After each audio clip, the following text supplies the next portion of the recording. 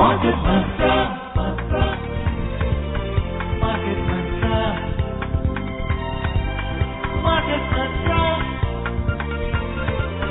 Market Mantra, Market Mantra,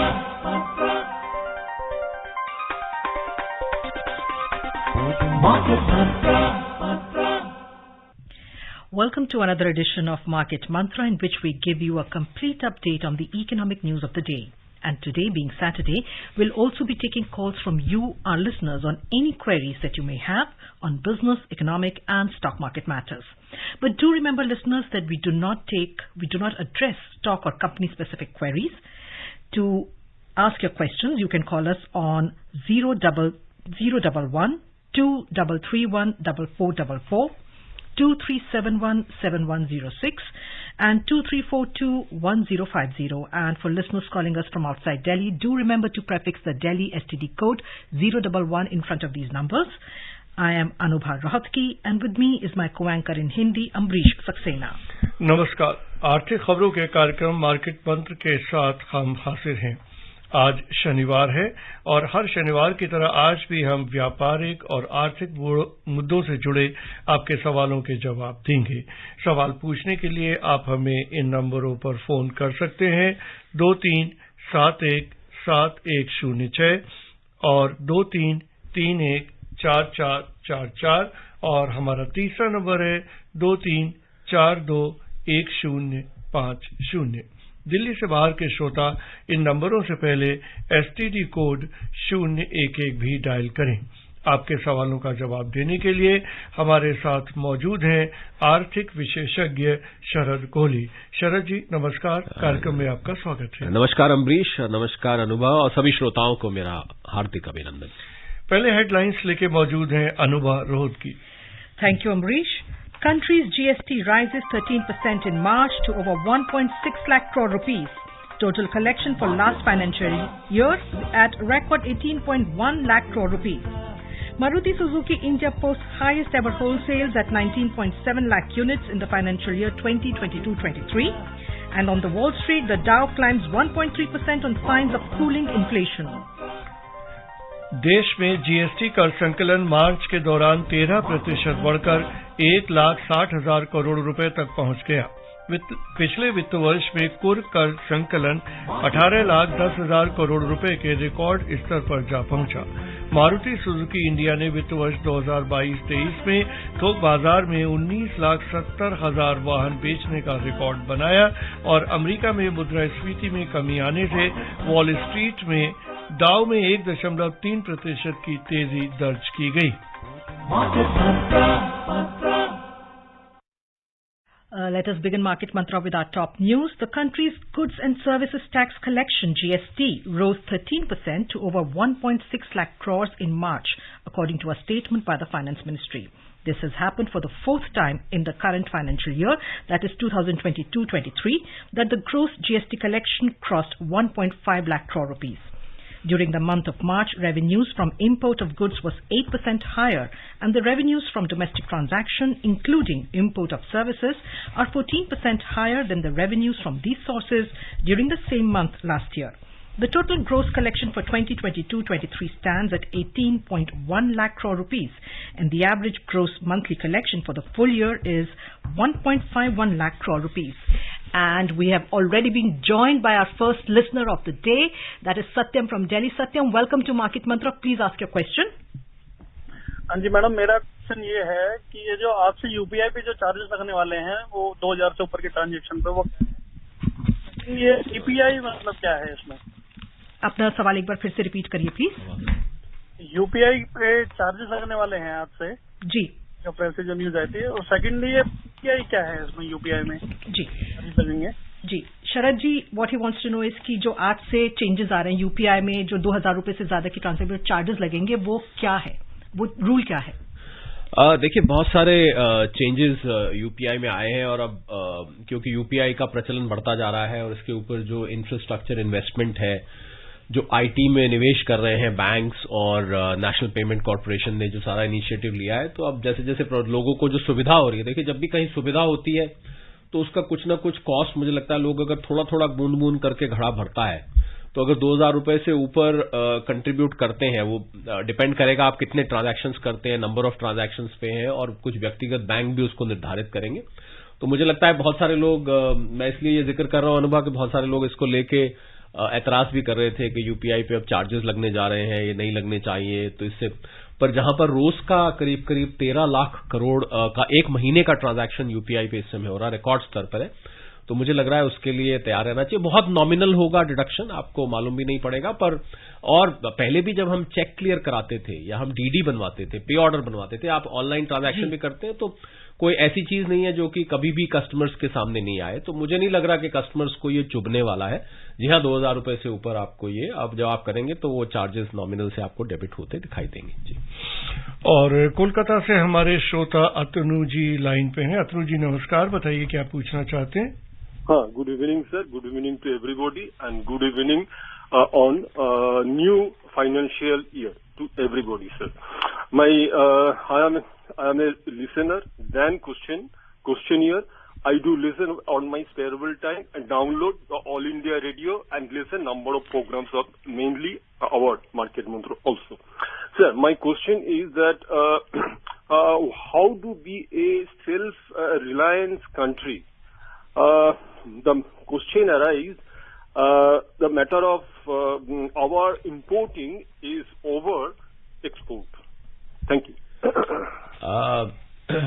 Mr. Tanu, we are very pleased to know that you listen so regularly.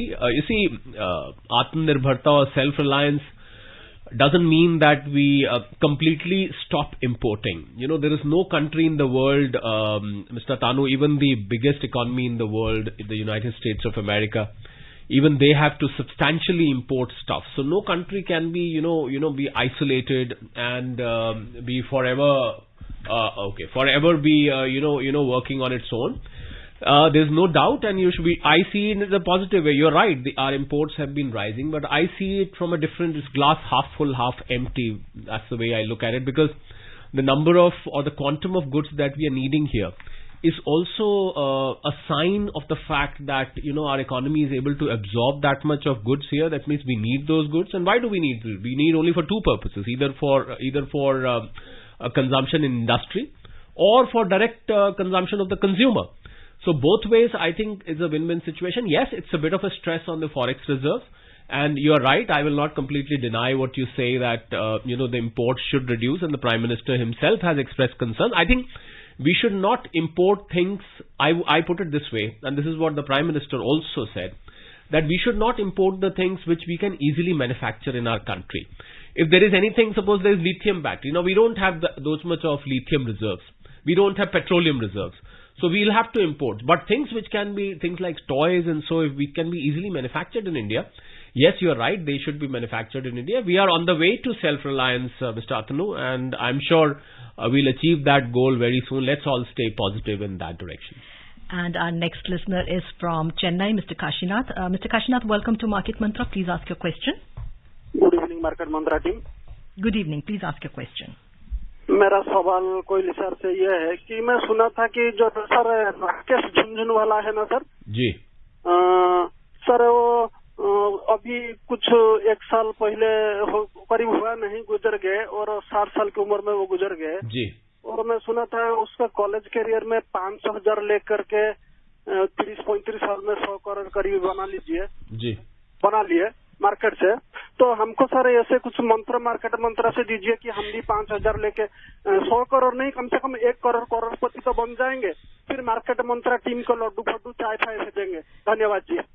चलिए, काशीनाथ जी, बहुत अच्छा प्रश्न है। आपने मेरे बहुत क्लोज मित्र थे राकेश झुंझुनवाला जी, मेरे को बहुत दफे उनके साथ बैठने का मौका मिला, बातचीत करने का मौका मिला।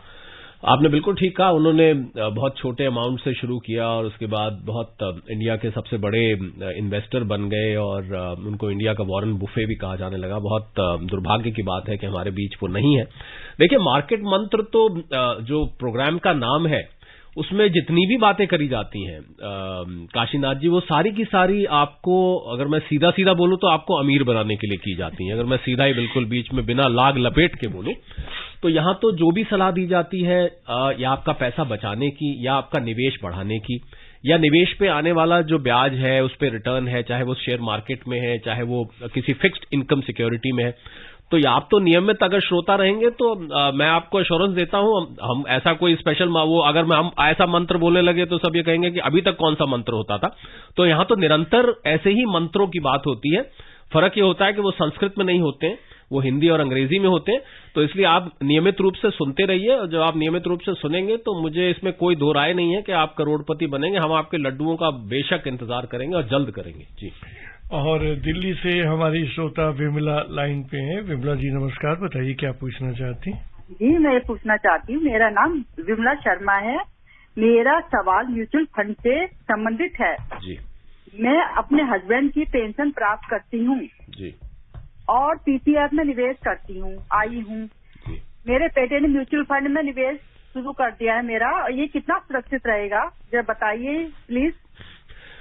विमला जी बहुत अच्छी बात है कि आपके बेटे ने आपके लिए म्यूचुअल फंड का निवेश शुरू किया है। देखिए म्यूचुअल फंड 2-3 तरीके के होते हैं, हमें नहीं मालूम आपके बेटे ने कौन सा किया है, पर मैं दोनों तीनों का बहुत संक्षेप में। एक डेट फंड होते हैं जिसमें कि जो रिलेटिवली सेफ होते हैं पर उसमें रिटर्न थोड़ा सा कम आता है, फिक्स रिटर्न आता है।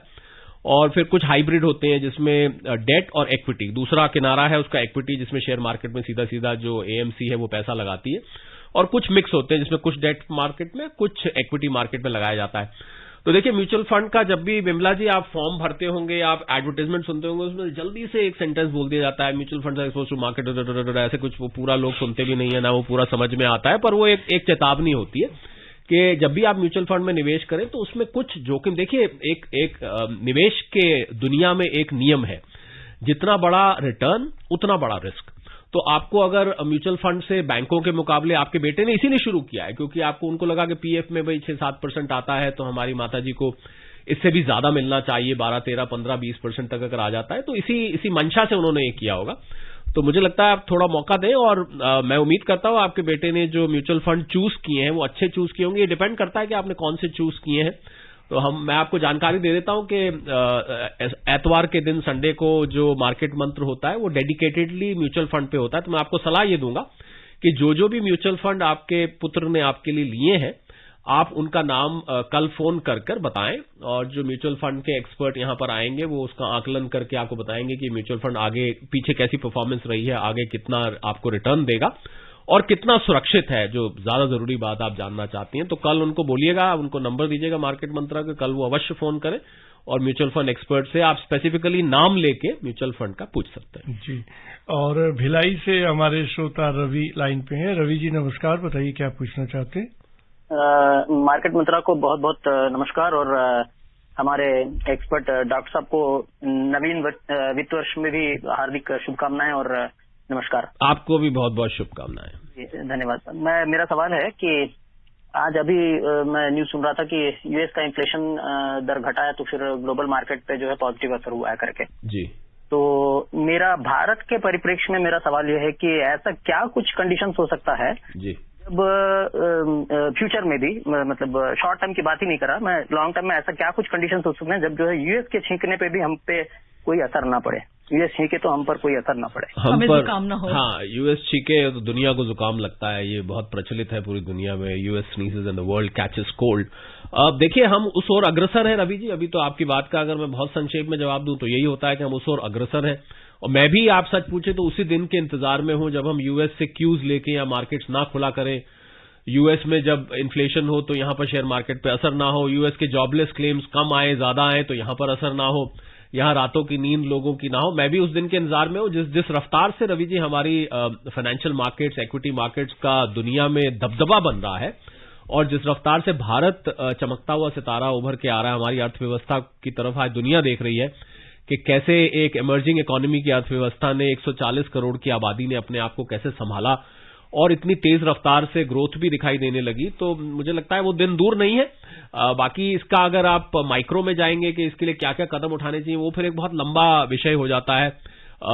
उसका विस्तार से ये हो सकता है कि रवि जी आप थोड़ा थोड़ा करके हर बार पूछते रहे तो मैं एक एक पॉइंट करके बताता जाऊं। संक्षेप में तो मैंने आपको जितना बताया कि हम उस ओर अग्रसर हैं, आप आश्वस्त रहें, एक दिन आएगा कि अमेरिका हमारी तरफ देखा करेगा, हम अमेरिका की तरफ नहीं देखा करेंगे, वो दिन दूर नहीं है।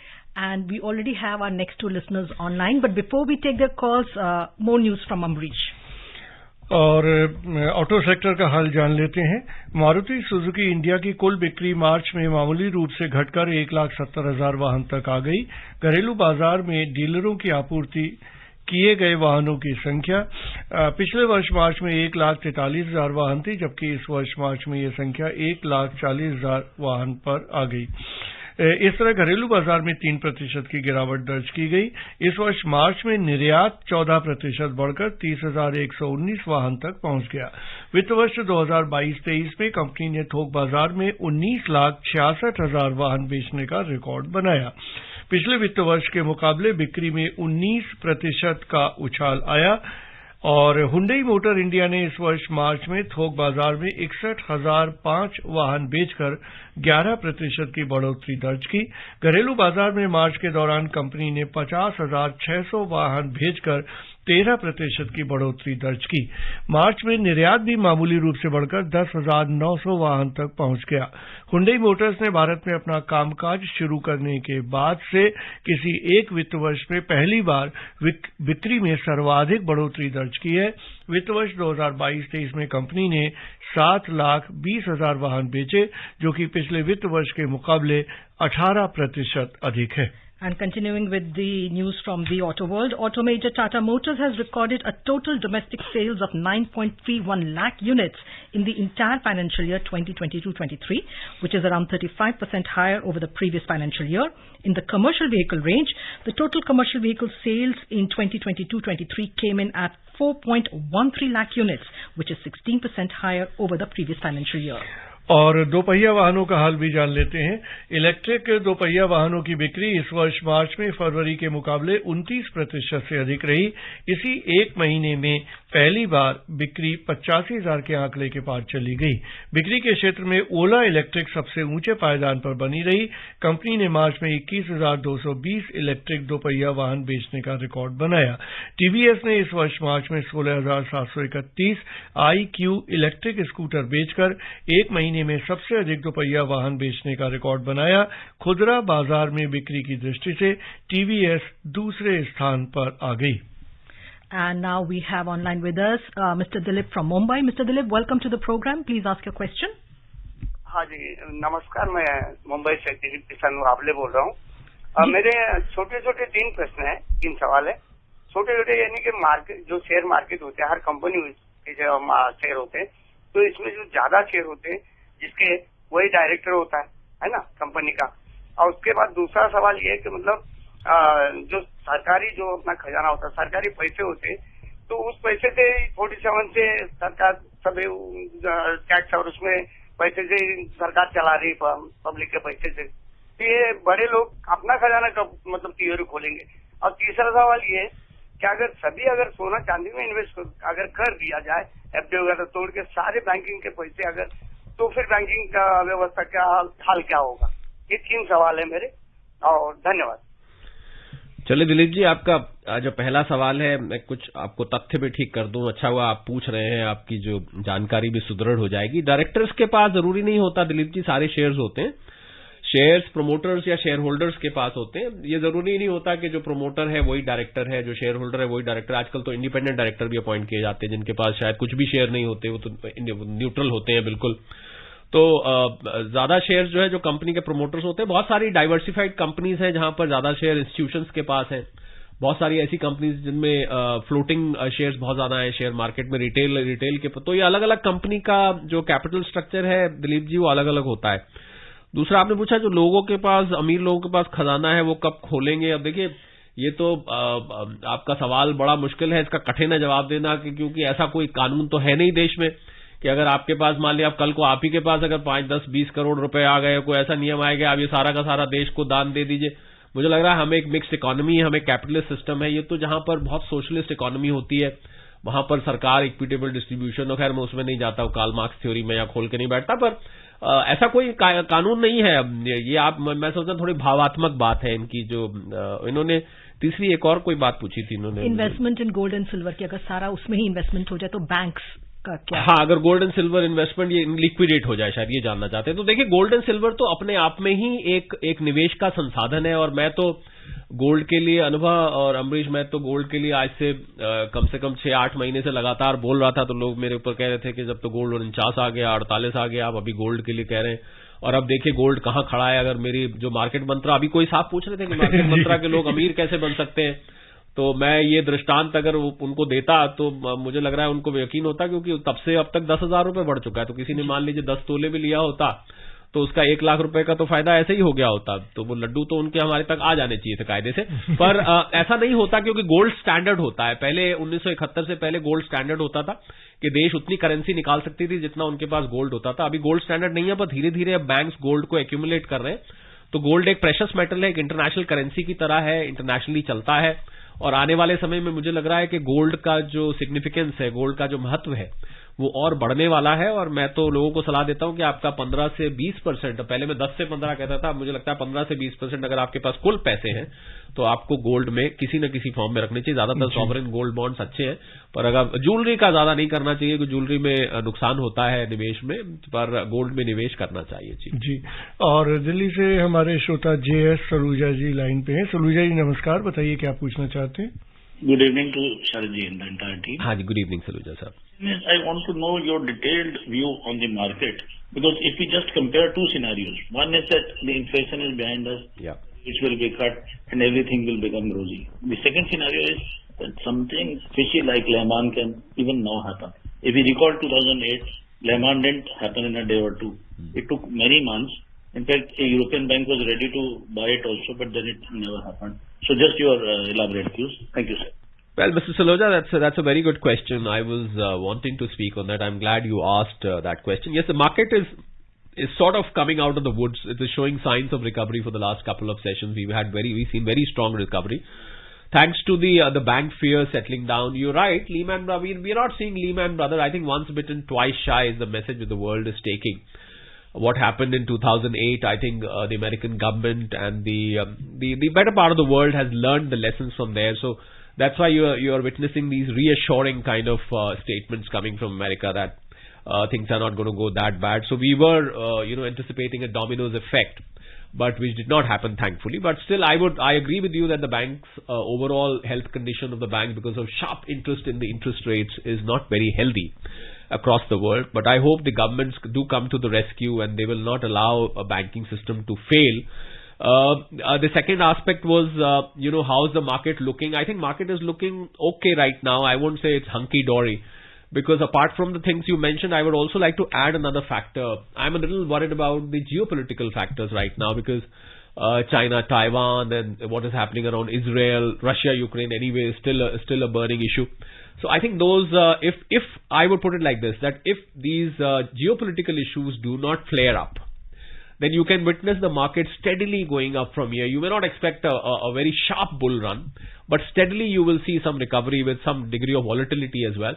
But the geopolitical factor is a very, very important step. I feel that the next, I would say, I will give you a very precise analysis of my own, which says that around from now 6 to 8 weeks are very crucial for the market. If the markets are able to hold on for 6 to 8 weeks at this level, then the second half of this year can be looking very good. But then it all depends on how the next 6 to 8 weeks, Mr. Saluja, turn out to be. So keep a watch. You are a very avid watcher, so do keep a watch and let's see what happens. And now we have been joined by Mr. N.R. Prasad from Chennai. Mr. Prasad, welcome to Market Mantra. Go ahead and ask your question. Hi, good evening. This is N.R. Prasad from Bangalore, not from Chennai. Oh, I'm sorry. Yes, Mr. Prasad, please do ask your question. My question is, yesterday, the Government of India released a new foreign trade policy by the Ministry of Commerce, and they're planning something like 2 trillion exports by in the next 6-7 years. So my question is, which sector in India will benefit more? Which will do well in the Indian sectors? Well, Mr. Prasad, we correct ourselves here from Bangalore. I've just corrected my own log. So, yes, you're right. $2 trillion has been the target, and India is on course to reach that target. We've already hit about $750 billion. Our services exports are doing very well. So I think the sectors to look at would be defense.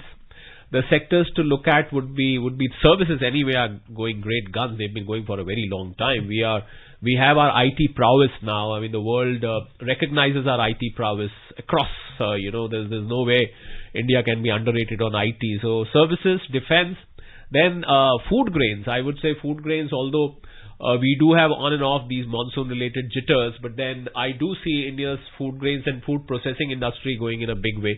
And of course, we should never forget the electronics, because the way Apple is manufacturing phones here, the way Samsung is manufacturing phones here. So I think our electronics industry, and then another sector I would like to mention is the semiconductor, where the Prime Minister himself has taken a lot of interest. There's a PLI on semiconductor. There's a lot of support being given.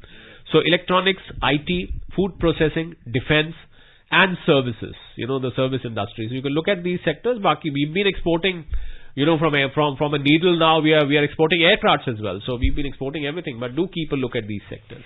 And our next listener is Mr. Jitendra from Jaipur. But before we take his question, let's have another look at one of the stories. On Wall Street, key indices rallied over 1% yesterday. Signs of cooling inflation bolstered hopes that the Federal Reserve might soon end its aggressive interest rate hikes. The Commerce Department reported yesterday that personal consumption expenditures price index rose 5% in February from a year earlier. Also, a measure of core inflation, seen as a better gauge of future price increases, came in a shade lower than the expected 4.6%. So the Dow Jones Industrial Average climbed 415 points, or 1.3%, to end at 33,274. The S&P 500 advanced 58 points, or 1.4%, to close at 4,109, and the Nasdaq Composite added 208 points, or 1.7%, to close at 12,222. And now, Mr. Jitendra, welcome to market mantra. अपना सवाल पूछे. हाँ, नमस्ते. हाँ sir, जैसे ये बोल रहे थे, आपने बहुत पहले ही बताया था कि वो क्या नाम है, रक्षा क्षेत्र में इन्वेस्टमेंट करने के लिए, और इस क्या अभी मार्केट में क्या हम लॉन्ग टर्म में, मतलब रिटेल इन्वेस्टर है, तो लॉन्ग टर्म के हिसाब से क्या हम जा सकते हैं क्या अभी के मार्केट में? दूसरा सर, डिसइन्वेस्टमेंट का क्या प्रक्रिया है? अगर गवर्नमेंट डिसइन्वेस्टमेंट करती है तो उसकी क्या प्रक्रिया है? दो सवाल है. देखिए जितेंद्र जी, डिफेंस सेक्टर अभी भी मुझे बहुत पोटेंशियल वाला सेक्टर लगता है. आपने बिल्कुल ठीक कहा, मैंने बहुत बार जिक्र किया है इसका. और आप देखते ही हैं डिफेंस सेक्टर से जिस प्रकार नई नई खबर निकल के आती है, भारत को नए नए ऑर्डर्स मिल रहे हैं, और डिफेंस एक्सपेंडिचर दुनिया भर में अगर आप देखें तो बढ़ रहा है, क्योंकि हालांकि कारण उसके बढ़ने का बहुत अच्छा नहीं है, क्योंकि जियोपॉलिटिकली दुनिया एक बहुत ही संवेदनशील जगह बनती जा रही है. उसकी वजह से बहुत सारे देशों को अपना डिफेंस एक्सपेंडिचर बढ़ाना पड़ रहा है. पर भारत का उसमें वर्चस्व बन रहा है. भारत से अब एयरक्राफ्ट तक एक्सपोर्ट हो रहे हैं, भारत की मशीनरी, आर्टिलरी, बहुत सारी चीजें भारत से अब एक्सपोर्ट की जा रही है. तो वहां लंबी दृष्टि से आप देखें जितेंद्र जी, पर उसमें कंपनी सेलेक्ट करते टाइम आप थोड़ा सा उसकी वैल्यूएशन किसी एक्सपर्ट से उसको एनालाइज करा लें. उसकी वैल्यूएशन, क्योंकि हम कंपनी स्पेसिफिक यहां बात नहीं करते, तो आप उसकी वैल्यूएशन करा लें और उसकी पीई रेशियो देखें, उसकी आगे पीछे बैलेंस शीट पूरी एनालाइज करके तब उसमें आप लंबे वक्त के लिए निवेश करें, आपको फायदा होगा. एक सवाल इनका और था Amrish, I think he had one more question to ask. मुझे लगता है जितेंद्र जी आप अपना दूसरा सवाल पूछ सकते हैं जितेंद्र जी. नहीं, वो शायद अच्छा लाइन सर, कोई भी अगली बार हम रखेंगे आपका सवाल जी. और एक और खबर लेते हैं आज की. केंद्रीय वाणिज्य मंत्री पीयूष गोयल ने कहा है कि सरकार द्वारा एक वित्तीय वर्ष 2022-23 के भीतर सरकारी ई मार्केट प्लेस के माध्यम से 2 लाख करोड़ की खरीद वास्तव में प्रधानमंत्री की सोच को दर्शाती है. उन्होंने कहा कि प्रधानमंत्री नरेंद्र मोदी इस बारे में पूरी तरह स्पष्ट हैं कि सरकारी खरीद में पूरे देश की भागीदारी से ईमानदारी और पारदर्शिता के साथ सरकार को चलाना है. उन्होंने ये भी कहा कि प्रधानमंत्री ने हमेशा महिला उद्यमियों, स्टार्टअप्स और सूक्ष्म, लघु और मध्यम उद्यमों से सरकारी खरीद में निष्पक्ष और समान रूप से भाग लेने में सक्षम होने का आग्रह किया है. And that is all we have the time today. Thank you so much, Mr. Kohli, for coming to the studio and answering our listeners' queries. Thank you so much. Thank you. And before we close, a reminder of the headlines. Country's GST rises 13% in March to over 1.6 lakh crore rupees. Total collection for last financial year at record 18.1 lakh crore rupees. Maruti Suzuki India posts highest ever wholesales at 19.7 lakh units in the financial year 2022-23. And on the Wall Street, the Dow climbs 1.3% on signs of cooling inflation. And that's it in this edition of Market Mantra. We will be back tomorrow at 6:30 p.m. where you can ask your questions related to mutual funds. Till then, from the entire team of Market Mantra, goodbye, namaskar. Market Mantra.